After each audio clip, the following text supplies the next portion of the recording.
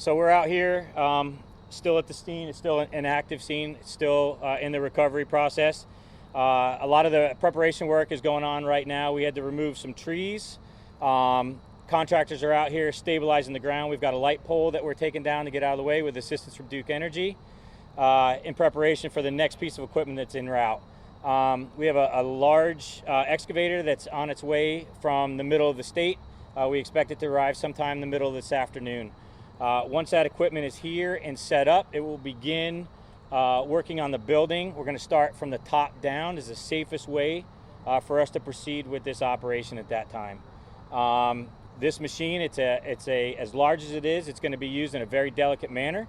We've got skilled operators that are on scene with a lot of experience in operations such as this. This equipment will actually start removing from the top down chunks of concrete in the building about the size of a football. Our goal here is to prevent any secondary collapses. The stairway is still very unstable, which is why we cannot put crews inside. At this point, we do not believe that the victim has survived this tragic accident. The family has been informed. The one thing the family's asked for, and I'm going to ask all of you, is to please respect their privacy and please give them their space.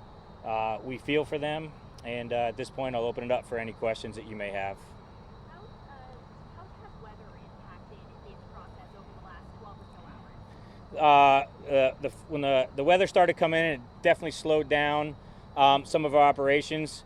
With a technical event like this, multiple contractors, we had a total of 4 structural engineers that were here working with us. It slowed down some of the response, some of the equipment. We've had equipment responding from all over the southeast. Some of these pieces of equipment, there's only 1 or 2 of them that exist in the southeastern United States. So it's definitely slowed it down. As you can see, what we're waiting on now is once that last light pole is out, they'll start leveling off that ground, hard packing that ground to try and eliminate some of the vibration of the building and hope and keep it as stable as possible. So we plan on being out here. And we're going to be out here. We're going to work through the weather as long as it's safe. Safety is our main concern for everybody, for all involved parties. Once the excavator gets here and once it starts, it's not going to stop until we're done. Once they get all the concrete above, once it's out of the way, the Pinellas County Technical Rescue Team, Clearwater Fire and Rescue, will then go in there and remove that last piece of concrete landing that fell. No, we're not at this time. So. What about the businesses, the employees who had their cars in the parking garage? Did they have to leave their cars, or were they allowed to remove them? We have, in just 10 minutes ago, we removed more cars. Some of the employees from the 2 businesses that were affected, they left yesterday. It sounds like they may have Ubered home. So we have been trying to contact them. The employers are contacting them to get their and back out here. We're assisting them. We have firefighters on scene that are going into the parking garage. All vehicles other than the one corner where the stairwell is have been informed that they will be allowed to remove their vehicles. So we have a lot of the vehicles out, and up until the excavator gets here and starts working, we're still going to continue to try and get cars out. Out of respect of the family, but can you tell us male or female and the age? A 23-year-old male. I know you said yesterday that there was some help of a private contractor here. Can you talk to me about why that decision was made and what specialties that they offer? We have several private contractors that are here. So we had representatives from the USAR team. They were out here. They have obviously experience with events like this. But at the end of the day, for safety reasons, we had to have a private building engineer that had to come out and kind of take responsibility for that with their expertise. So at that point, obviously Clearwater Fire Department, we don't own this specialty equipment.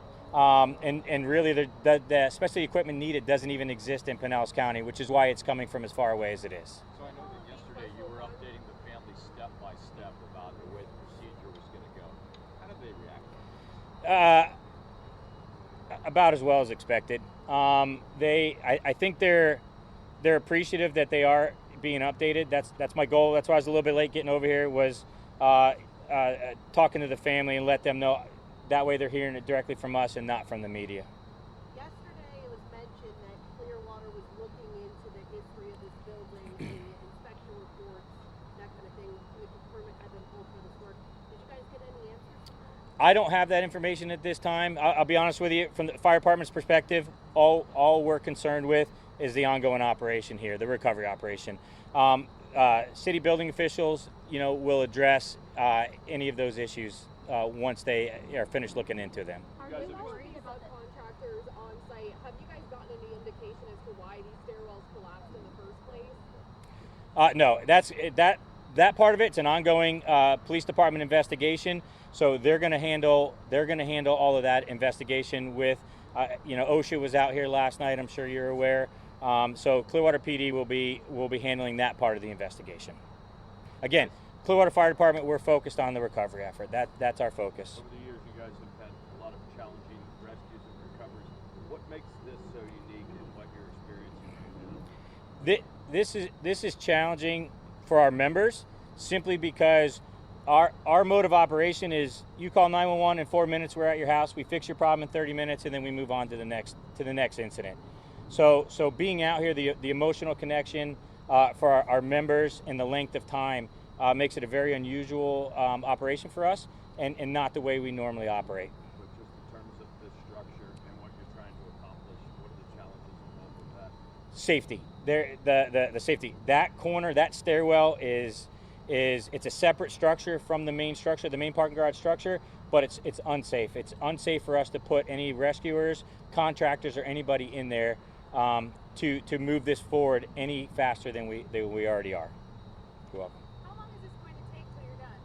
We're not sure. We're hoping the excavator, like I said, is on scene by the middle of the afternoon, but once it starts, it's not going to stop. We don't have that answer. If it goes and it's small pieces, like I said, the football-sized pieces that were taken down, it could take several hours. If there's an unfortunate secondary collapse, then it could make us move a little bit faster.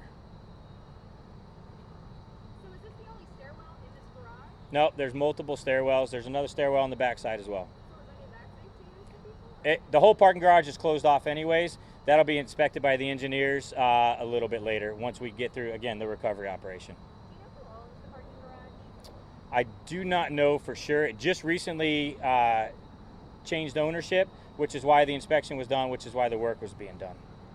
But again, that'll all, once PD comes out, Clearwater PD comes out and does their part of the investigation, all that information will be released. You're welcome. Thank you. Man, thank you guys.